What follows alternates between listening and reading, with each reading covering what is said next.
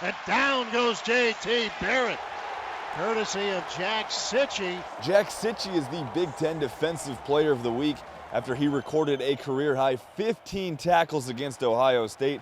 He also had 3.5 tackles for a loss, a sack, and a forced fumble. Welcome into your weekly press pass. It is now Heartland Trophy Week as the Badgers are looking to bring back the hardware from Iowa. And while we're on the topic of coming back, linebacker Vince Beagle could be back this weekend as he is listed as questionable on the injury report after missing the last 2 games with a foot injury. As far as chances, we'll see how the week goes. The 2 games that he's missed to this point, that has bothered him a lot.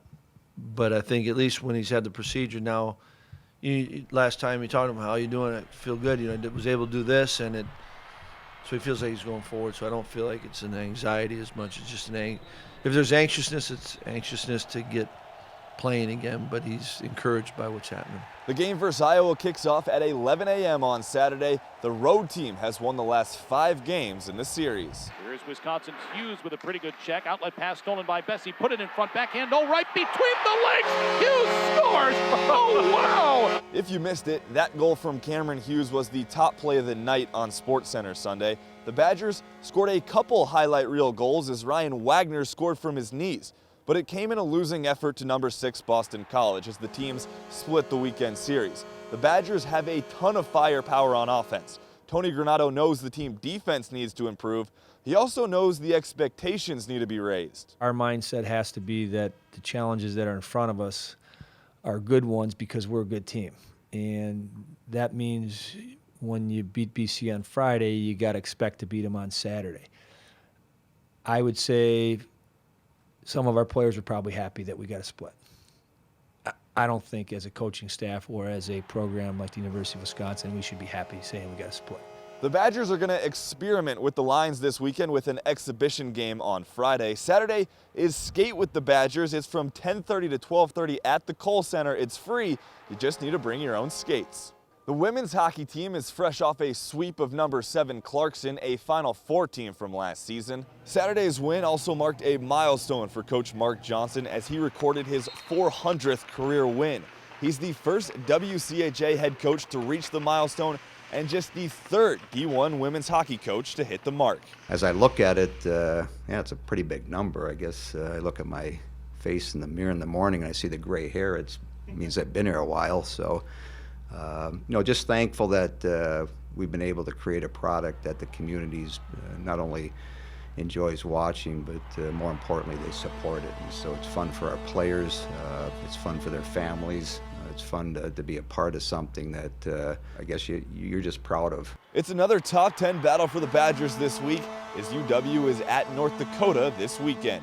There was also a milestone for volleyball head coach Kelly Sheffield on Saturday. He recorded his 100th win at Wisconsin as the Badgers beat Michigan. But before the Badgers took down the Wolverines, they took a long look at themselves after the loss to Minnesota. Let's move on to the next match.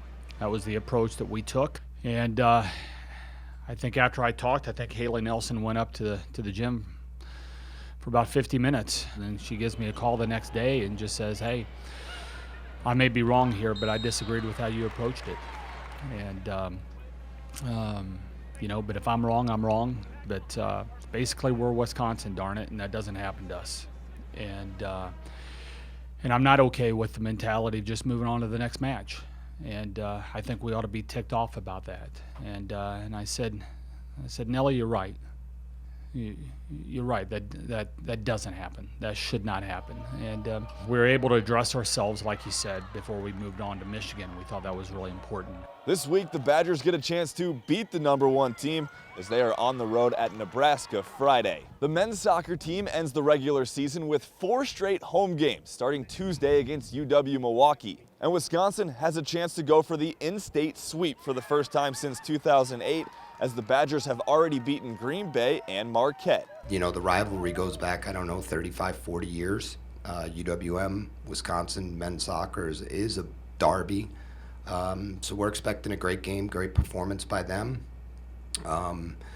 It doesn't matter either team's record. This is a game that's going to be emotional. UW then turns around to face a top 10 team on Friday night in Indiana, and if you want one of these scarves, all you have to do is show up to the game. It's Colony night, and everyone in attendance gets a scarf while supplies last. The game is also free admission for students.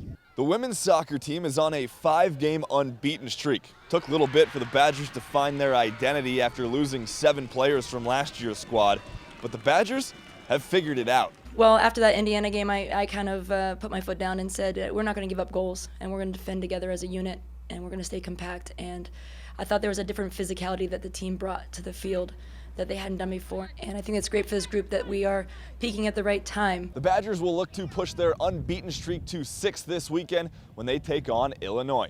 That's your press pass for UWBadgers.com. I'm Brandon Spiegel.